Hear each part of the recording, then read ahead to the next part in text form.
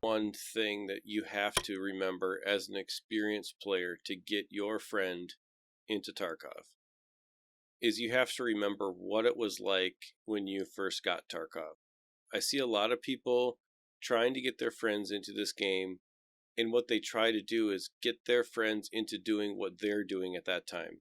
So you've got people who have played multiple wipes and they try to get their friends in at that level, and then that level of understanding of the nuance of each map. And it's a difficult thing to do, but you have to look inside yourself and put yourself in the shoes of a gamer. Put yourself in the chair of your friend who's sitting there, who has no idea. It doesn't have the experience, doesn't have the time in the game that you have, and you got to remember that there's a pretty tall mountain to climb with Tarkov. And the biggest thing is, regardless of what map you would recommend to your friend to start playing with Tarkov, is to be not only patient with them, but really be introspective and say, okay, I need to remember what it was like to not know anything about this game.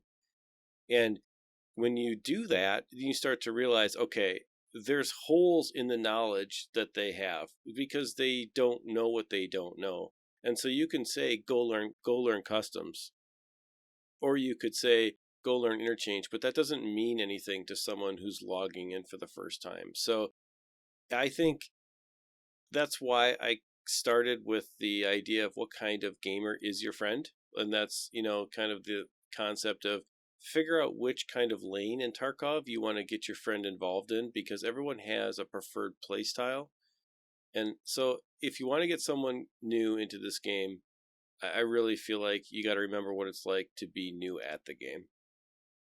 I love that point, and it's kind of the backbone of why I like interchange, right? Because I remember latching on to interchange, and I know I'm biased on this because it was the map that I loved. Because you know what? I learned an area that had blue walls. So if I spawned in as a scav, or I was in the mall on my PMC and I saw blue walls, I know where I'm at. I'm in idea, and I at least know where one EXFIL is from this spot. Hopefully I have it. If I don't, I'm looking over at this monitor over here and trying to find that fence. That's not the fence. I remember that. And it was that feeling of comfort for me of getting to places that I knew. And then I learned there's a big area that has red walls and a big area that has green walls. And people that were playing with me, to your point, would be like, all right, let's go to avocado.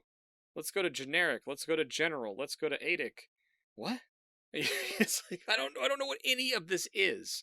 Where's the green place? As a new player, that's what resonated with me. And then I started to learn store names. And then, it's questions like, is that a player? Is that a scav? Is that scav going to shoot me? Am I on my scav or a PMC? What's a scav? What's a PMC? I mean, all of these things happen as a new player. And, I've got some buddies that just picked up the game, and I talked about them a few episodes ago. And like some of them, or one of them in particular, got to like level 23 already, like really good PvPer. But he's like, I just don't know when scavs are going to shoot me.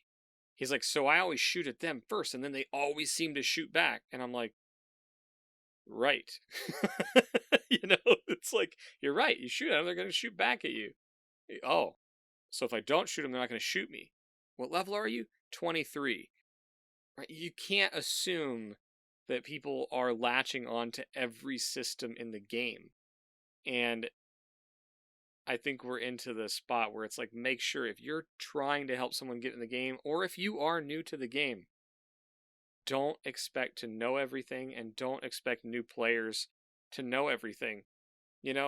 I would even argue that the fact that you're listening to this podcast as an experienced or new player, and the fact that we like to talk about the game, there's people that will buy the game because they saw it once or a friend told them to, and they're not going to look anything up, and they're going to try to play this game. And I say try because it's really hard if you don't do external resources for this game. But there are people that do that, and there's people that learn that way. And they can learn things, and sometimes it's at an even deeper understanding than I know them. But anyway, this is a really subjective and hard question to answer, but I think it's all about the mindset. And I think, Eric, you did a great job of hitting the type of player and the mindset that they have.